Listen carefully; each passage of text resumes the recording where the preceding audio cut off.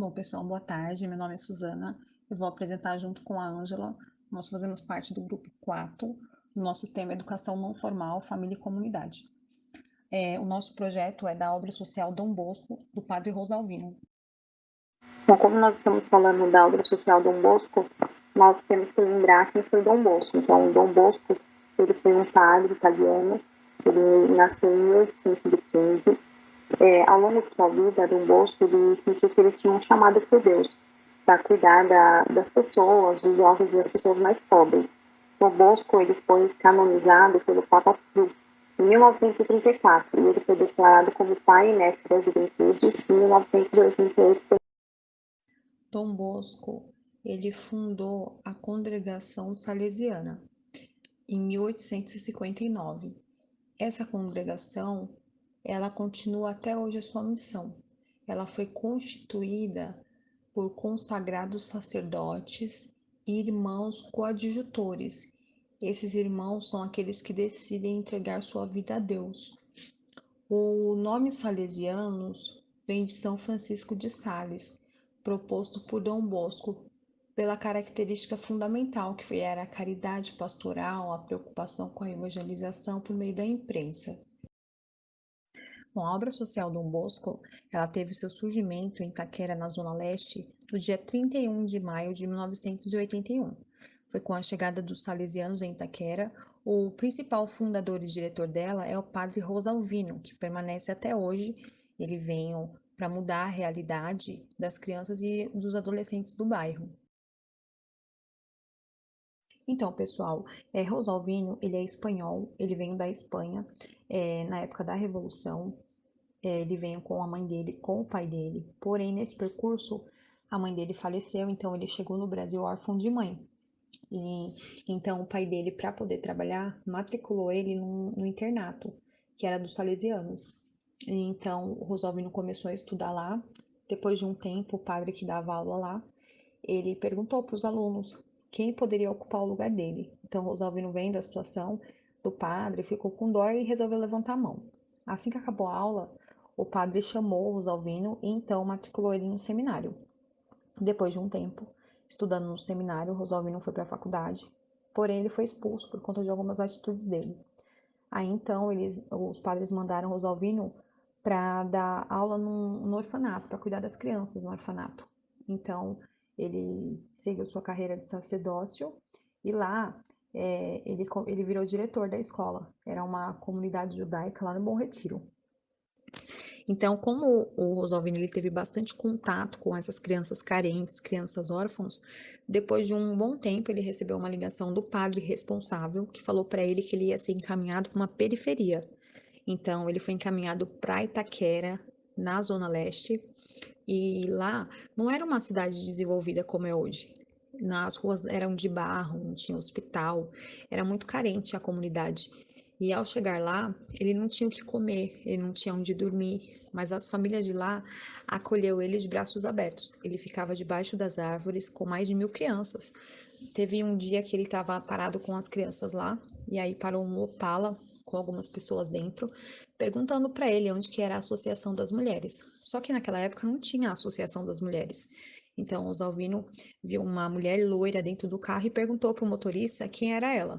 Então, ele descobriu que aquela mulher era a esposa do prefeito da época, que era o Mário Covas. Nesse momento, Rosalvino pediu para descer ela, então disse que a associação era ali mesmo.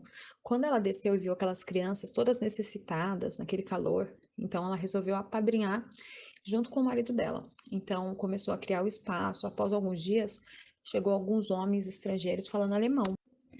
Aí eles estavam procurando o projeto do padre Rosalvino.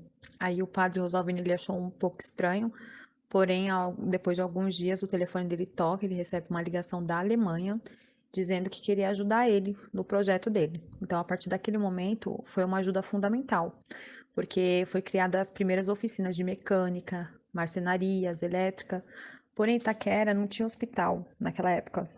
Então, a ajuda do Rosalvino foi fundamental, né, para que a luta deles para conseguir um hospital. E naquela época também, o Rosalvino ele criou uma farmácia comunitária com algumas parcerias.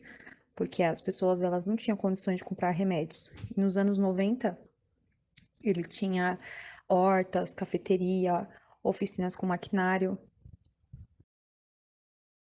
Pessoal, boa tarde. Sou a Ângela.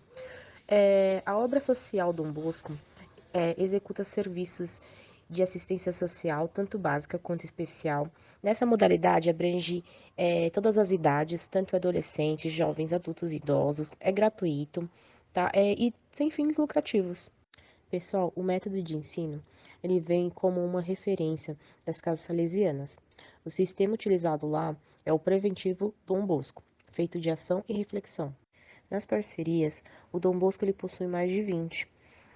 Ela abrange tanto algumas universidades, tá, como Uninove, Unisal, Unify e Cruzeiro do Sul, que ajudam esse projeto a prosseguir e a crescer a cada ano, a cada dia mais. Na obra social Dom Bosco, eles prezam muito a transparência, tá? Assim, todo o relatório que lemos e vimos, assim, os vídeos, eles informam, assim, sobre a credibilidade, a clareza, né, nas notas, nas doações, os serviços, os gastos que eles têm, tanto aqui em São Paulo quanto na Suíça e na Alemanha, né, que ajuda de custos, as empresas que ajudam, que prestam serviço, né, como um todo. Então, a disciplina, a ordem e a qualidade são fatores que eles prezam muito. Então, pessoal, falando um pouco sobre política pública. O padre Rosalvino, ele precisou correr atrás, né, na época em São Paulo, para que tivesse um centro de desenvolvimento social e produtivo, que é o SED. O SED é um serviço de desenvolvimento de jovens e adultos, tá, por meio de cursos profissionalizantes. Ele desenvolve as pessoas como um todo, para que elas possam ter autonomia e poder ter uma profissão.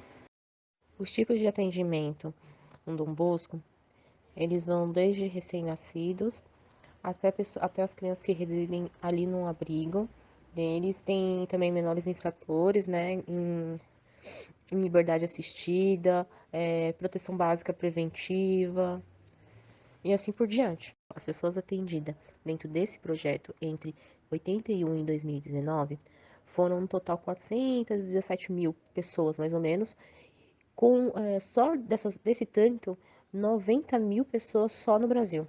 Então, assim, são muitas pessoas, muitas refeições servidas, o atendimento com essas pessoas, as formações profissionalizantes e além disso, atendimentos diários. A atuação do projeto hoje está em 132 países e 90 mil pessoas só no Brasil já foram atendidas.